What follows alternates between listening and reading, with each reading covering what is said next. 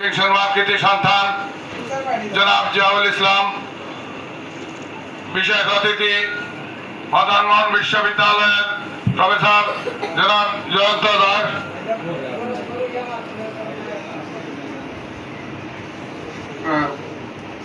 Liberal Democratic Party এলডিপির জেলা সভাপতি জনাব সাইদুর রহমান চৌধুরী রূপা ভাই, মহানগর সভাপতি জনাব লিটন ভাই সহ অতিথিবৃন্দ, উপস্থিত অতিথিবৃন্দ, আসসালামু আলাইকুম রহমতুল্লাহ বারকাতুহ। সম্মানিত উপস্থিতি, রহমত মাগফিরাত ও নাজাতের এই মাসে আমরা সবাই একসাথে ইফতার করব, এটা বড় আনন্দের বিষয়। আজকে আমরা এই রমজানে কোরআন নাজিল হয়েছিল, এই মাসে আমরা একটা উৎসবের মতো সব প্রতিদিন আমরা ইফতার করি এবং মহান রব্বুল আলামিনের ডাকে সাড়া দিয়ে ইফতার সামনে নিয়ে আমরা মোনাজাত করি। আল্লাহ যেন আমাদের জন্য এবং দেশ ও জাতির কল্যাণের জন্য কিছু বলতে পারি। আমরা কিছুক্ষণ পরে আমরা মহান রব্বুল আলামিন আল্লাহর কাছে দেশ, জাতি এবং আমাদের সবার জন্য দোয়া করব। দেখেন, একটি কথা, বিগত যে 17 বছর গেল, 17 বছরে আমরা এইভাবে ইফতার মাহফিল করতে পারি নাই। আমরা করেছি, কিছু কিছু জায়গায় করেছি, আমরাও করেছি, গত বছরও করেছি, এর আগের বছর করেছি, কিন্তু অনেক ভয়ভীতির মধ্যে দিয়ে করেছি। অনেক জায়গায় ইফতার মাহফিল করতে পারেন নাই, অনেককে ধরে নিয়ে গেছে, মিথ্যা বানোয়াট ভিত্তিক মামলা দিয়ে কারাগারে পাঠিয়েছে, এখনো জেল হাজতে অনেকেই আছে। কিন্তু এই ভয় আর নাই, এই বয়ান নাই। আমরা মন খুলে ইফতার মাহফিল এবং ধর্মীয় কাজগুলো করতে পারছি। মহান রব্বুল আলামিনের কাছে আমরা শুকরিয়া জ্ঞাপন করছি। বিগত দিনে এই ফ্যাসিবাদ সরকার আমরাকে দমন আইন নীতির মাধ্যমে যেভাবে ক্ষতিগ্রস্ত করেছে, যেভাবে ভয় ভীতির মধ্যে রেখেছিল, এটা তো আর আমাদের এখন নাই। এখন আমরা কাজ করতে হবে আগামী দিনে ইনসাফ ভিত্তিক যে সমাজ প্রতিষ্ঠার জন্য যে সরকার প্রতিষ্ঠা হবে, এই সরকার প্রতিষ্ঠার জন্য আমরা কাজ করতে হবে। আমরা তো দেখেছি সবুজ বাংলার সরকার দেখেছি, নতুন বাংলার সরকার দেখেছি, অনেক সরকার দেখেছি বিগত দিনে, কিন্তু ইসলামের কথা কেউ বলে না। এইভাবে ইসলামের কথা বলতে হবে, ইসলামের জন্য কাজ করতে হবে।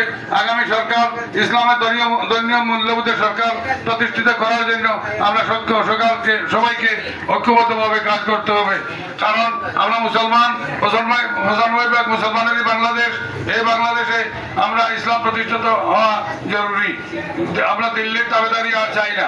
আমরা আগামী দিনে ইনসাফ ভিত্তিক সমাজ প্রতিষ্ঠার জন্য সবাইকে এগিয়ে আসতে হবে, আমরা ঐক্যবদ্ধ থাকতে হবে। দেখবেন ইনশাআল্লাহ ইনসাফ ভিত্তিক সমাজ প্রতিষ্ঠা হবে। মানুষ বুঝে অতীতের ভুল বুঝে মানুষকে বোঝাতে হবে, মানুষকে বলতে হবে যে আমরা মুসলমান, আমাদের ধর্ম ইসলাম, আমরা ন্যায় ইনসাফ ভিত্তিক কাজ করতে হবে। সমাজে ইনসাফ প্রতিষ্ঠা করতে হলে আমরা সবাই ঐক্যবদ্ধ থাকতে হবে। এগুলো মানুষের সাথে আলাপ করতে হবে, মানুষকে বোঝাতে হবে। আর ভোট, আগামী দিনে যে ভোট হবে, ভোট শুধু পুরুষের নয়, ভোট মহিলাদেরও ভোট আছে, নারীদেরও ভোট আছে। আপনারা মা বোনকে বাড়িতে গেলে অনেক সময় দিতে পারেন না, মা বোনের সাথে আলাপ করতে হবে।